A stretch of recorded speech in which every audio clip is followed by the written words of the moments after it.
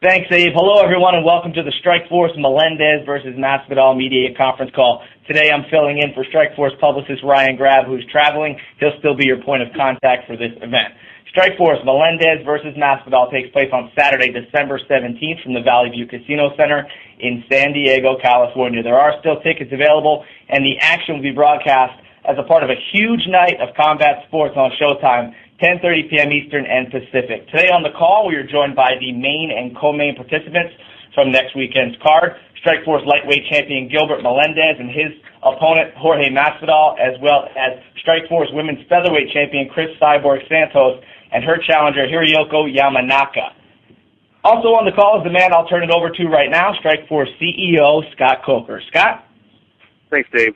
I'd like to thank the members of the media for being on the call today. I'm excited to be back in San Diego for our second championship Strikeforce event on Showtime this year.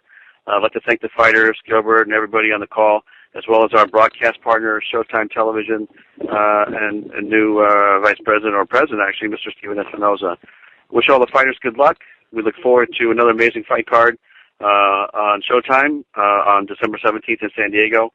And with that, Dave, I'll just pass it back to you. Thanks, Scott. Abe, let's go ahead and open it up for questions. Before we do that, I just want to let everybody know that Hiroyoko Yamanaka will be translated today by Isamu Hiroyochu, and also on the call for Cyborg Santos is a translator, and that is Cosmo, so he joins us again today. Abe, let's go ahead and open it up for questions. All right, great. Thank you very much. Well, ladies and gentlemen, if you would like to queue up to ask a question at this time, please press star, then 1 on your touchtone telephone keypad. Again, that's star 1 to queue up to ask a question at this time, and we will pause for a moment to assemble our question roster.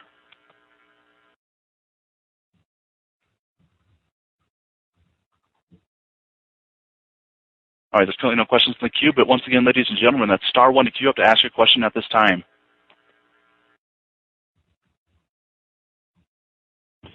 Abe, let's go ahead with Mike Chiappetta from MMAfighting.com. All right, thank you very much. Mike, your line's open. Hey, question for Gilbert, please.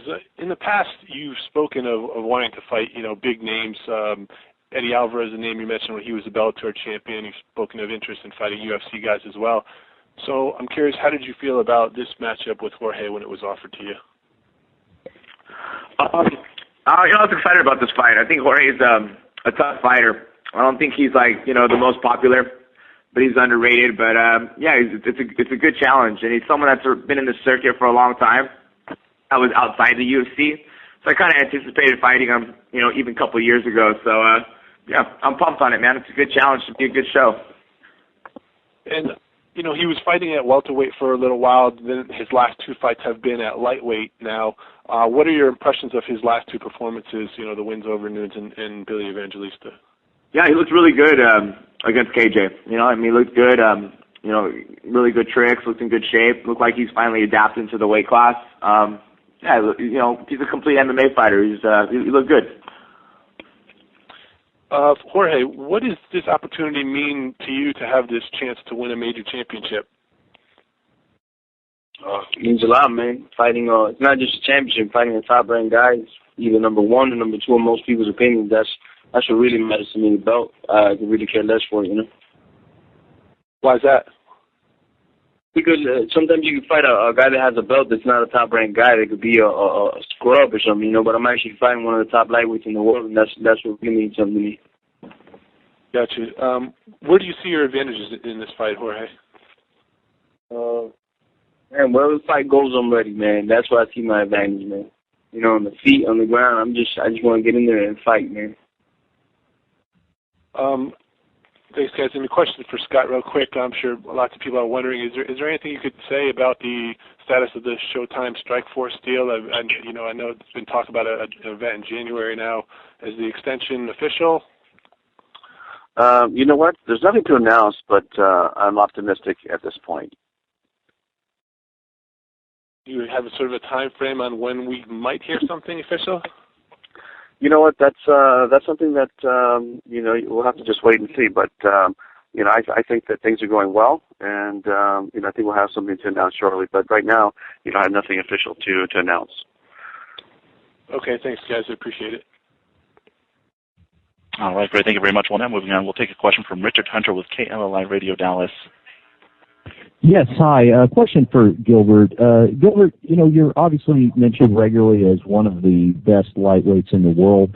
It was one thing when Strikeforce and UFC were separate companies, but now that they are owned by the same parent company, how personally involved have you been with your team, with your management, about the idea of possibly going to the UFC at some point now that we're seeing fighters like Nick Diaz do that, or do you have to intentionally separate yourself from that to focus on your Strikeforce title defense?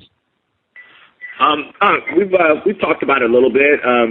Before the big buzz about me jumping over the UFC, and before Dana White started mentioning my name, and the whole rumors started going on. My contract was already signed to fight Jorge. And maybe it was even 5 weeks before that, a couple weeks before that, and you get a little excited hearing all that stuff, but that was kind of just my focus as soon as we signed that deal. But it's obvious it's something we've been talking about. I think it's inevitable. I think some of the top fighters need to go to the UFC. And I'm one of those guys. So it's in the works. It's things that have been talked about. Am I in it all the time? Am I the one talking to them? No, but there's some dialogue going on, and the goal is to be the UFC champ at the end of the day. The goal is to be number one in the world at the end of the day, and the only way to do that is by getting the UFC title. So, yeah. So you use the word inevitable. You feel like your move to the UFC is eventually inevitable? I would say. Thank you. All right, great. Thank you very much. Well, once again, ladies and gentlemen, that's star one to queue up to ask a question. Again, that's star one. And we'll now move on to Damon Martin with MMAweekly.com. Yeah, first question is for Chris Cyborg. Chris, there's been a lot of talk about, your future in the women's division and even a move to 135 pounds. I know your focus is on this title fight, but can you talk to us about that? Is that a serious move? Is that something you're considering?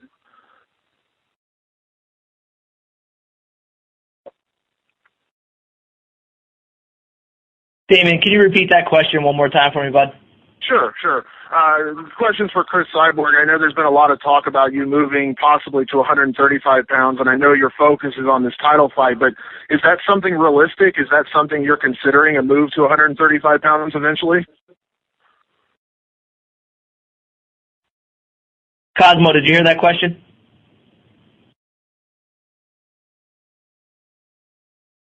Abe, do we have in trouble with Cyborg's line? Yeah, looks like they just dropped. We'll connect them. Just one moment.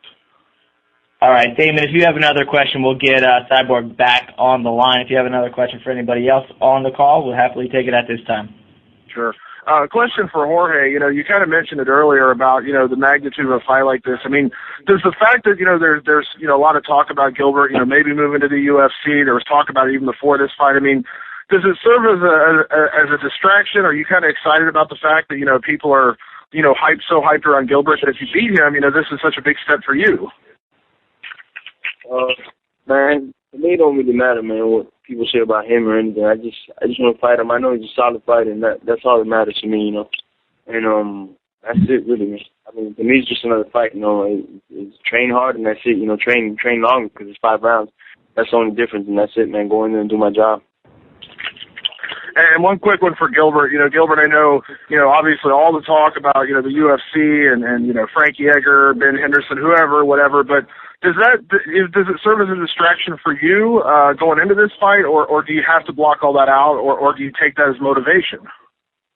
Exactly, man. The last thing you said, man, the motivation. You get motivated when you're the underdog, or, you get motivated when there's a lot of hype. A lot of people have been talking nonsense that, Jorge he's no good. You're going to run right by him. And, that talk kind of bothers me because, some people are ignorant. They don't follow the game that much. If you don't fight in the UFC, they think you're no good. So, what's been the challenge for me is, motivating myself and staying motivated and pumping myself up. So this means a lot to myself, not to fans, not to anybody.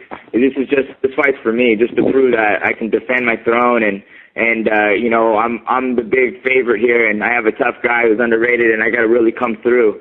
So that's what's been motivating me, and I think if I can get past this and look real good, I think it'll mean a lot to me more than I think will to anyone else. Excellent. And then for Cyborg, again, just to kind of repeat that earlier question, with all the talk about, you being back in Strikeforce in this title fight, but are you, there's been a lot of talk about you moving to 135 pounds. Is that something you're considering? Is that something you're serious about moving to eventually? Você está considerando baixar para 135 pounds? Não, acho que vai ser trabalho difícil, mas eu vou tentar. She's saying that it's gonna be difficult, but she's gonna try to make the move if there's gonna be more work for her there. Is that something to consider after this fight, or is that something she's already, basically after this fight, that's going to be what she tries? Você vai considerar isso depois dessa luta? Ou vai tentar? Não, eu quero lutar as duas categorias, só que se eu tiver com 135 eu posso lutar mais. She's saying that she wants to try to do both categories if possible, but she knows there'll be more opportunities at 135. Excellent. Thanks very much. You're welcome. All right, great. Thank you very much. Well, now moving on, we'll take a question from Bob Emanuel, Scripps Howard. Robert, if you defeat Jorge, do you think the plan is, the transition to the UFC and fight the Edgar Henderson winner? Do you think that's what's next for you? I can't even confirm that or anything like that. Again, man, the goal is to be, number one in the world. You know what I mean? If I have to beat Jorge, if I have to beat someone else, I have to beat 5 more people before that, then so be it. But the sooner the better. I think I've deserved the chance at that UFC title for, since now. So if I can get it as soon as possible, that'd be great. If not, if I have to keep winning and keep working hard, and I feel like I've been constantly proving myself in this MMA industry, then so be it. It's inevitable, dude. I'm coming for that spot, but the better would be nice. Who are the guys that you'd most like to fight if you had your choice of anybody? What 1 or 2 guys would you say this would be my ideal next opponent? It doesn't really matter. Of course, you'd like to fight someone who would just pop to their back and down and let me beat them up. That'd be cool. But realistically, I think whoever the champ is, you know what I mean? Whoever the champ is out there, or whoever's next in line, if it's gonna take me 3 fights, I want the number 3 guy, the number 2 guy, then the number 1 guy. If it's gonna take me 2 fights, give me the number 2 guy and then the number 1 guy. It doesn't really matter who, to be honest. I don't really have a particular person that I want to fight. I just want to challenge myself. I want to put on some good shows, and I want to fight everybody to prove that I'm number 1. That's it, man. So I want to find out myself if I'm number 1. I really do. All right, thank you. I appreciate it. Good luck. Thanks. Great, thank you very much. Now we'll go to Nicholas King with CKNW. Oh, hey guys, how's it going? Thanks for having me. Jorge, I want to ask all you guys a bunch of questions here, or a few questions rather. But Jorge, I know you said this fight is just another fight for you, but do you really believe that?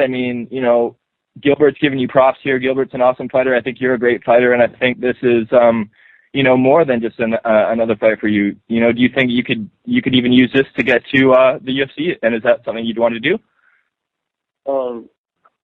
When I say just another fight, it's not like I'm dissing my opponent skill-wise or anything. I'm just saying I don't get caught up in that it's a title and it's the main event and Showtime and nothing like that.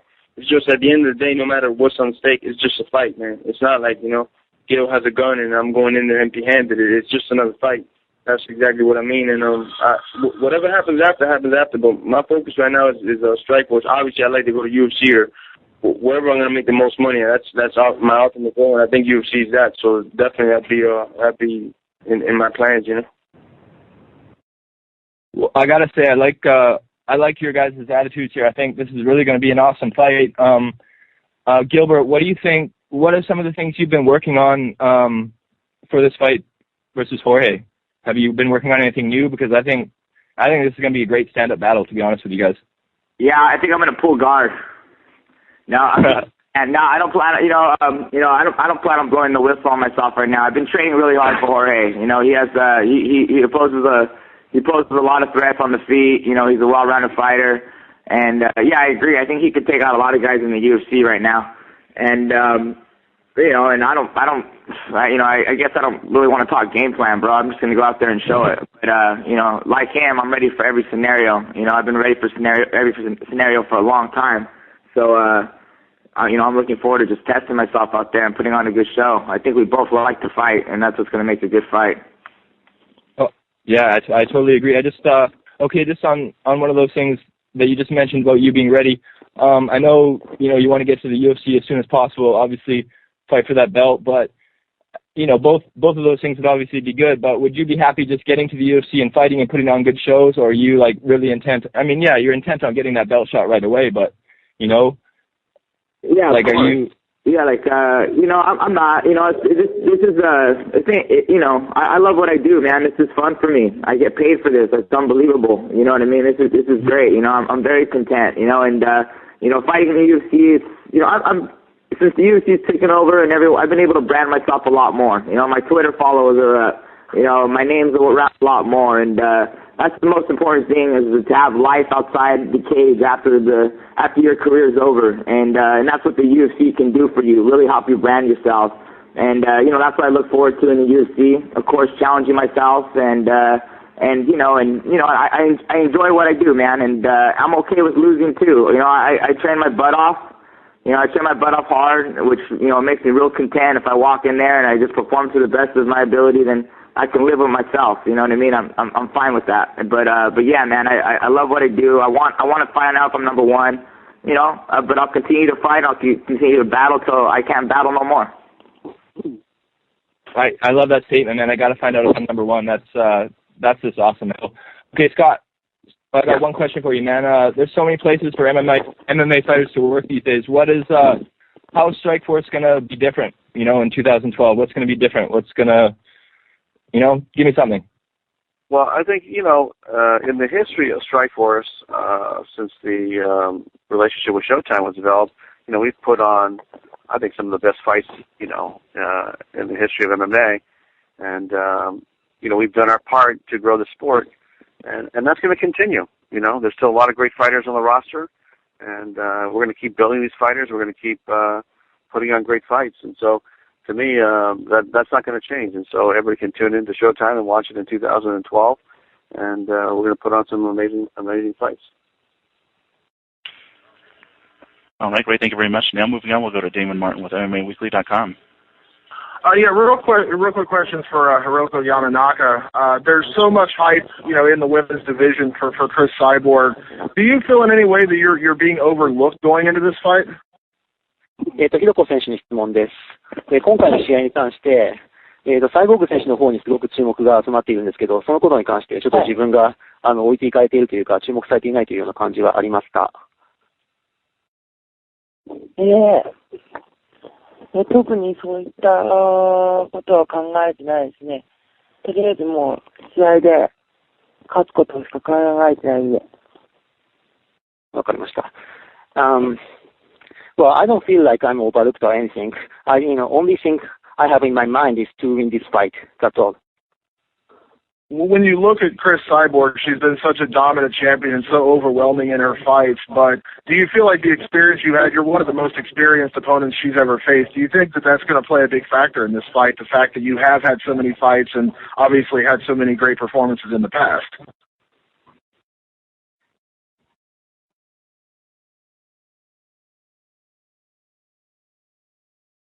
Dave, do we still have them on the line? Yes, they're still connected. All right, Damon, one more time on that question, though. Sure. For Yamanaka, that's okay. Yeah, you have so much experience. I mean, I know Chris Cyborg has really looked dominant in all of her past fights, but you probably have some of the most experience of any fighter she's ever faced. Do you think that'll play a big factor in a fight like this? ひろこ選手に質問です。あなたは非常に今までいい成績を出して非常に良い経験もされています。おそらく今までサイボーグ選手が戦った相手の中では一番経験のある相手だと思います。そのあなたの経験はそのサイボーグ選手との試合において有利に働くと思いますか？働くと思います。今までの経験は無駄になってないと思います。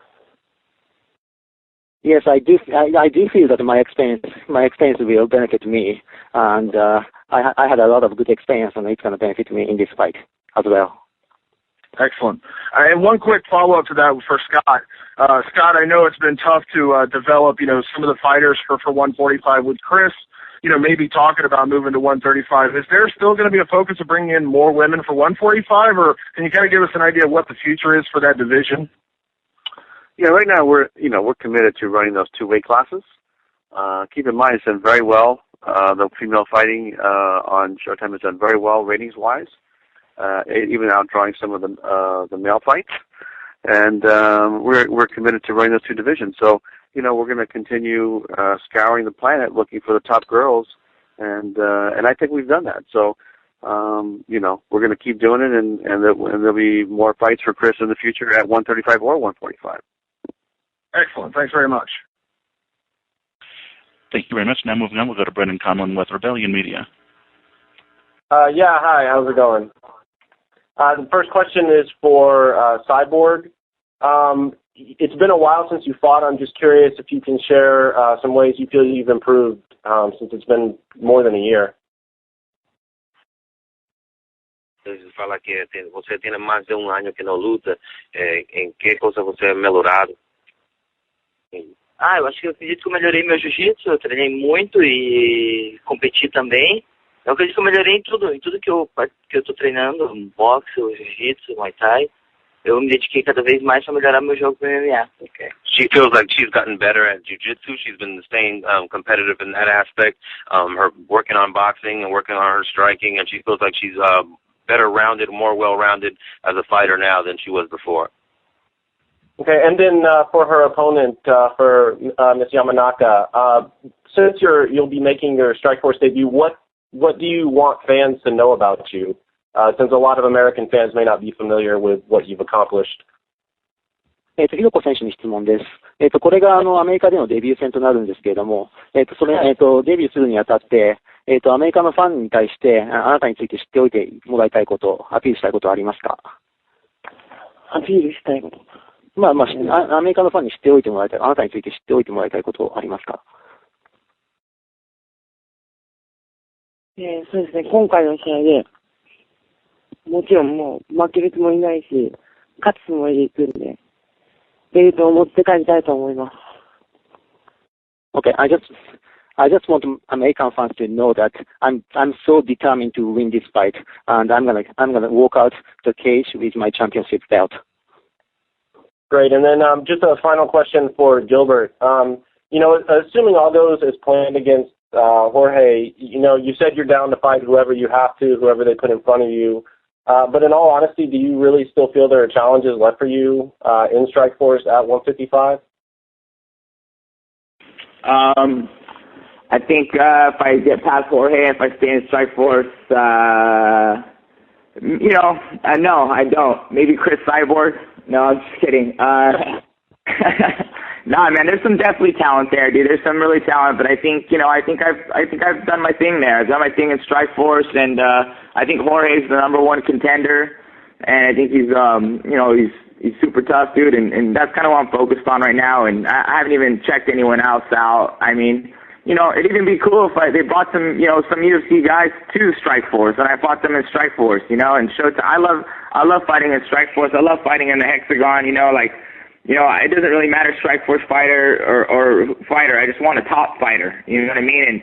And Coker's always brought people out of nowhere, you know what I mean? Like, he brought me Aoki, he brought me Kawajiri. I mean, Scott always will pull some tough fighter out of nowhere to give me a challenge. So, right now I can't think of anyone in the roster, but again, man, just when I think I don't have a challenge in front of me, Scott always pulled someone out and gave me a challenge. So, I don't doubt that they can find me someone. There's a lot of tough 55ers out there. So yeah.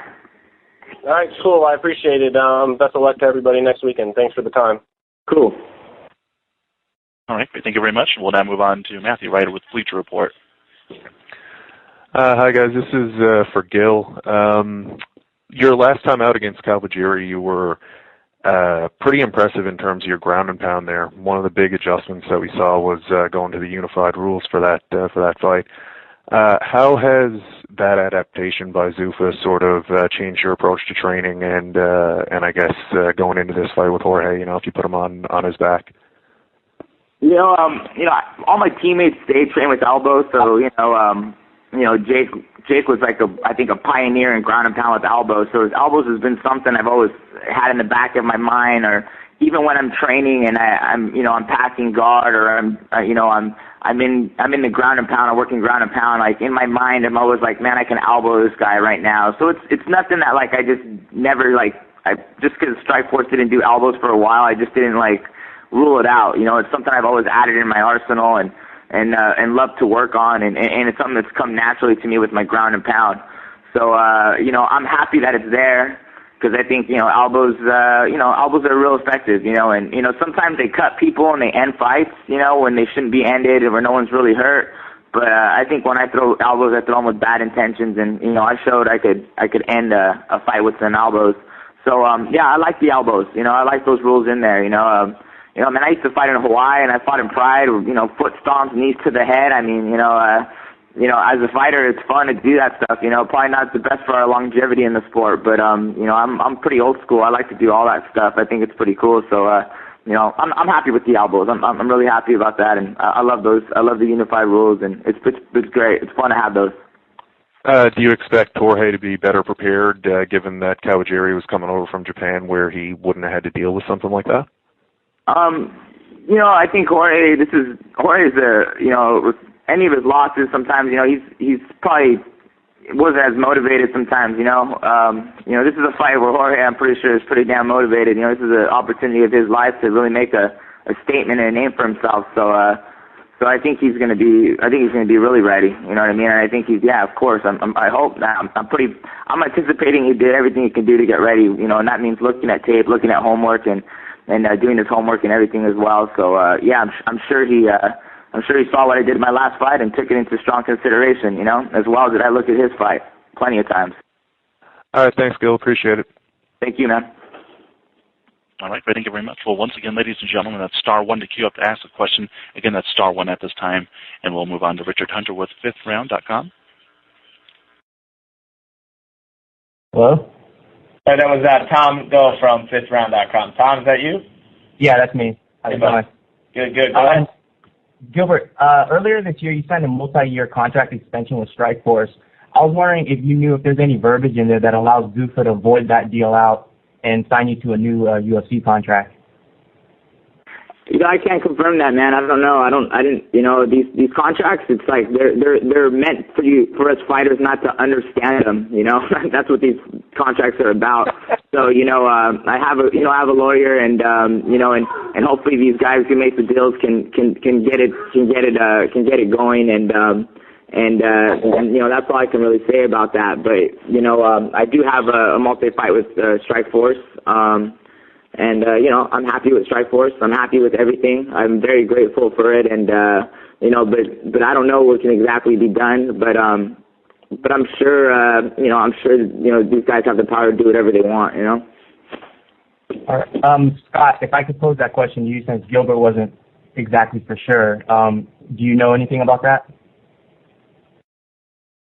Well, obviously we can't get into any type of, legal verbiage of what's in the contract, what's not. Those are all, bound by confidentiality provisions.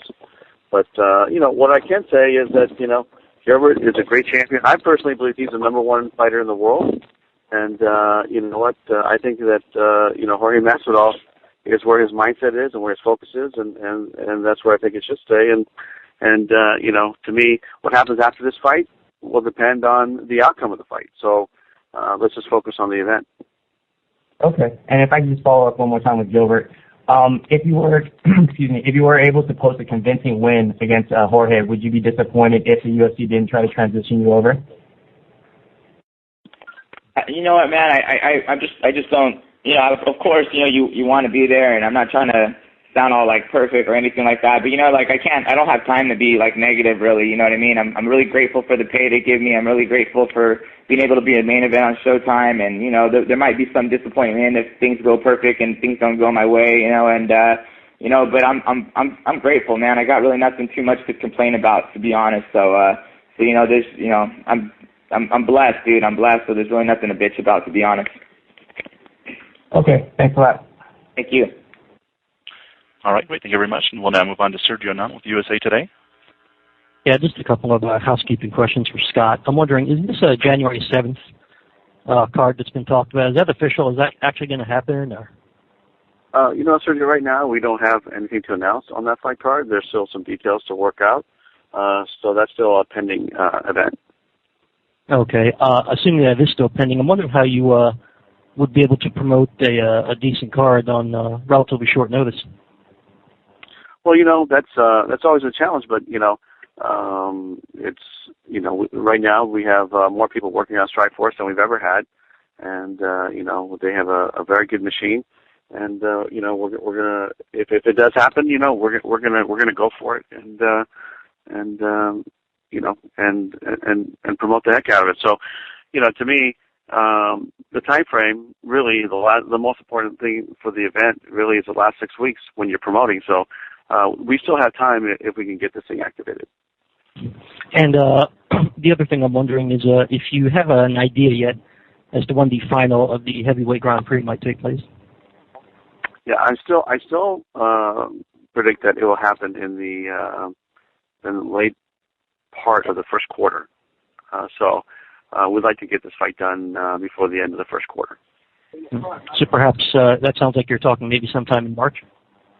Yeah, that's kind of the month that we're shooting for. Again, we're monitoring Daniel Cormier's recovery from his broken hand. So I actually talked to Bob Cook a couple of days ago, and Daniel's going back to the doctor, I think, sometime in a week. And we can see how the hand's healing up, and then, we'll take it on a case, like a week-by-week basis. But that's kind of the target date, Sergio, is in the first quarter and hopefully in March. Okay, great. Thank you. Mm-hmm. All right, great. Thank you very much. And we do have time for one last question, and that'll come from we'll now go to Richard Hunter with KLLI Radio Dallas. Yes, question for Cyborg Santos. Cyborg, there's been a recent war of words between Miesha Tate and Ronda Rousey about Miesha saying that legitimate contenders who have paid their dues should not be leapfrogged for title shots in the interest of fighters who have a better ability to promote themselves. And Ronda has said that all that really matters is a fighter's ability to sell tickets and market themselves. And your name, of course, has been mentioned in this argument. I wanted to know where you came down on that. Are you a firm believer that fighters pay their dues and wait their turn, or do you see Ronda's point that if a fighter can promote themselves, that they should be able to jump the line? Pienso que dicho que mover en categoría, que más que si es más famosa tiene más oportunidades para lutar, o você pensa si você trabalha duro pode ter oportunidades de trabalhar como profissional em MMA?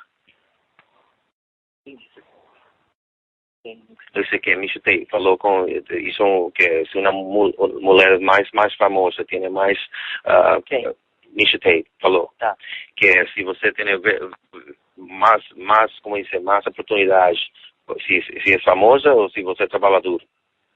Eu acho que na verdade, acho que os dois, né? Eu tenho que trabalhar duro, fazer boas lutas e eu, na real, queria se mudar de 135 não, porque para eu ter mais lutas, não questão de famosa, porque eu vou continuar fazendo boas lutas. Eu não venho procurando, eu quero fazer lutas melhores e manter meu cinturão. She kind of didn't understand the question, but basically she's saying that it works both ways. She believes that you can acquire prestige in the sport by working hard and fighting hard. And her instinct, she's saying that she's moving down to 35 because there's more opportunities to have probably more fights there, but not looking for fame or anything, just wants to put on the best fights that she can to challenge herself, But he says that it could work both ways as far as being popular and being a hard fighter. It depends, the luck of the draw, I guess. Could I quickly pose that question to Scott Coker? Scott, I know this isn't a new debate, but obviously with MMA's increasing exposure to media, I think we'll probably see more fighters like Chael Sonnen and like Ronda Rousey. Where do you come down on that as a promoter? Oh, yeah. Are you asking about the same question, a Cyborg, or? Same question. Okay. Here's how I feel about the Ronda situation. If you look at an MMA fighter, you just can't look at how many MMA fights they've had, because how many matches in judo, how many competitive martial arts matches has she had? And when you look at a jiu-jitsu fighter, he might only have 5, 6, 7 fights, but he's had 1,000 jiu-jitsu matches.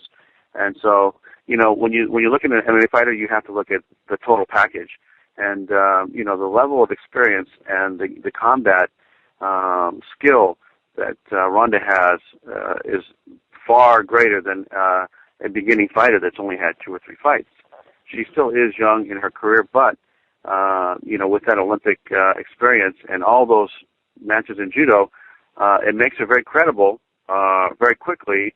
And to me, I would have no problem putting that fight together because of all the past experience that she's had in Olympics and in judo. So, I guess my point is that it's not just a media hype.